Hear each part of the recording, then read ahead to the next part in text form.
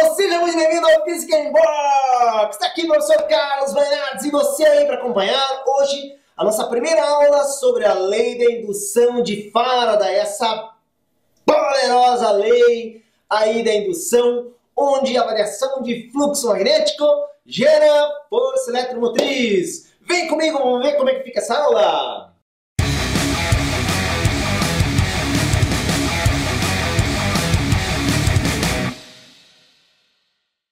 Na aula sobre campo magnético, nós vimos que a experiência de Ørsted mostrou ao mundo que a eletricidade e o magnetismo tinham muito a ver.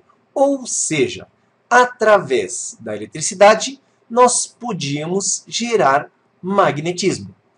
E agora nós apresentamos a lei da indução de Faraday, onde a lei da indução de Faraday mostra que quando nós fazemos com que um fluxo magnético varie através de uma superfície, então nós conseguimos induzir uma força eletromotriz através dessa superfície, que seria a superfície de uma espira, a superfície de uma bobina, ou a superfície de um solenoide, ou uma superfície qualquer que esteja associada a um circuito elétrico. Faraday, quando apresentou a lei da indução, ele foi muito perspicaz porque ele mostrou à comunidade científica da época que movimentar um ímã nas proximidades de uma espira fazia com que um galvanômetro ele mudasse a sua indicação sempre que o ímã estivesse em movimento, ou seja, se aproximando da espira ou se afastando da espira. Ele mostrou também, através de um segundo experimento, que se nós tivermos duas espiras fixas, imóveis no espaço, mas uma delas com uma chave liga-desliga, quando a gente liga a chave, nós temos um pulso e o galvanômetro acusa a outra espira a passagem de corrente elétrica. E quando nós desligamos a chave, o galvanômetro novamente acusa passagem de corrente elétrica pela segunda espira. Porém, se nós fecharmos a chave e mantermos a chave fechada, nada será observado de corrente elétrica na segunda espira. Ou seja, isso também mostra que para haver indução é necessário que ocorra a variação do campo magnético por dentro de uma espira. Aqui só cumpre lembrar que quando nós fazemos passar corrente elétrica por uma espira, nós já estudamos em aulas anteriores que nós fazemos que tenha um campo magnético passando pela superfície de uma espira e, consequentemente, esse campo magnético também irá atravessar a superfície da segunda espira, induzindo uma fém na segunda espira. Para explicar a lei de Faraday, nós vamos utilizar esse simulador da Universidade do Colorado. O programa é o PET Colorado. Eu coloco o link na descrição para que você possa, através desse link, também brincar um pouquinho com essa simulação. Então, a lei de Faraday diz que quando nós movimentamos um ímã próximo a uma espira, nós variamos o fluxo magnético através da superfície dessa espira e, com isso, nós causamos uma indução eletromagnética no circuito a que essa espira pertence. Então aqui você tem uma espira ligada a uma lâmpada e em paralelo nós temos um voltímetro. Quando é movimentado o ímã, um número maior ou menor de linhas de campo entra pela espira, isso faz com que a lâmpada acenda ou apaga, mas também observe que quando o ímã se move num sentido, mais linhas de campo entram pela espira, por isso o ponteiro se move para um lado, e quando o movimento é para outro sentido, menos linhas de campo entram ou saem, e o ponteiro responde justamente a essa movimentação. Então, a lei da indução de Faraday, ela mostra que para ocorrer uma indução eletromagnética, é necessário a variação do fluxo magnético no decorrer do tempo.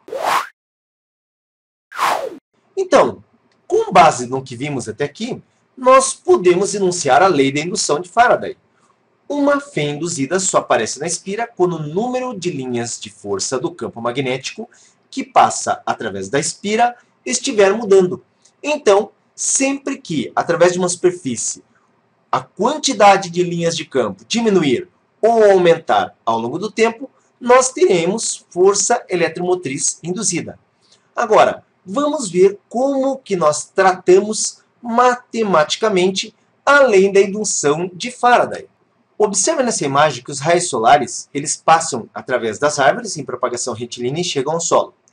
Imagine um dia em que não existam nuvens que fiquem entre o Sol, então, e o chão, onde os raios solares podem chegar. Será que, durante o dia, a qualquer hora, sempre a mesma quantidade de raios solares estarão passando através das árvores e chegando no chão? Claro que não.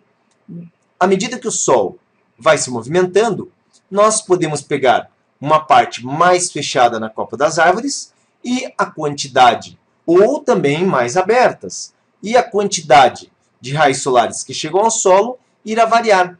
Então, quer dizer, se nós pensarmos em fluxo de luminosidade, o fluxo de luminosidade muda ao longo do dia. Mas para isso a gente falou de uma coisa bem legal, que é o fluxo de campo magnético, que corresponde justamente à mudança das linhas de campo que passam por dentro de uma superfície. Então veja nessa imagem que o fluxo magnético ele está horizontal e a superfície aí se encontra inclinada. Nós temos um vetor em vermelho, que é o vetor normal à superfície, e um ângulo θ entre as linhas de campo que estão em azul e, no caso, o vetor normal à superfície.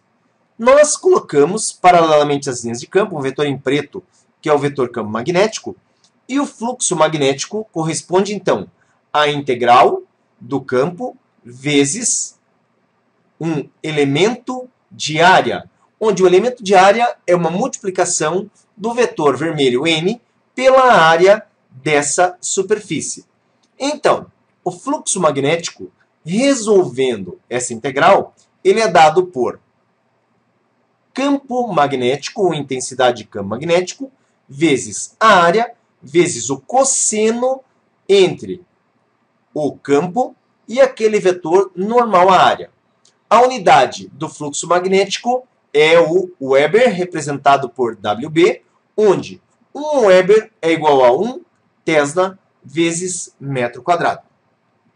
A partir da ideia do fluxo magnético, nós podemos definir matematicamente a lei da indução de Faraday. Então, a força eletromotriz induzida ela é tal que a fé induzida num circuito é igual, exceto por mudança no sinal. Esse sinal nós vamos conversar numa outra aula a respeito dele, que tem a ver com a lei de Lenz. Então, ela é igual à taxa pela qual o fluxo magnético através do circuito está mudando com o tempo. O Ezinho que aparece nessa equação corresponde então à força eletromotriz. E ali você tem variação do fluxo em relação ao tempo. dφ dt, essa é a lei de Faraday.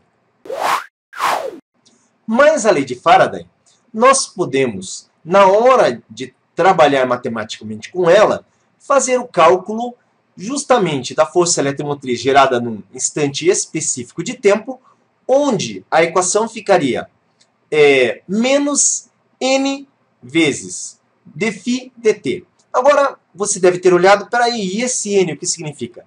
Esse n, quando a gente está trabalhando com uma bobina, por exemplo, nós temos um certo número de espiras na bobina. Então, o n corresponde ao número de espiras.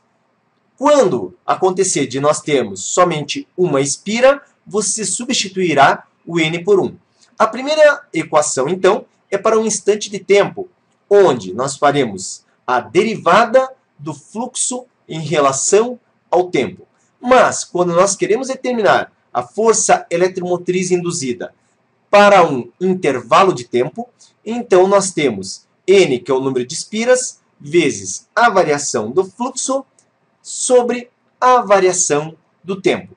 Agora, numa situação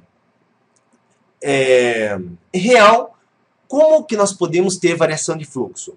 Observe que a variação de fluxo magnético pode acontecer do seguinte modo: ou pela mudança do campo magnético. O campo magnético ele aumenta ou diminui à medida que o tempo passa. Nós podemos ter variação da área de superfície. Então, a área da superfície muda ao longo do tempo. A superfície, dentro de um campo magnético constante, ela pode ficar com a sua área ora maior, ora menor.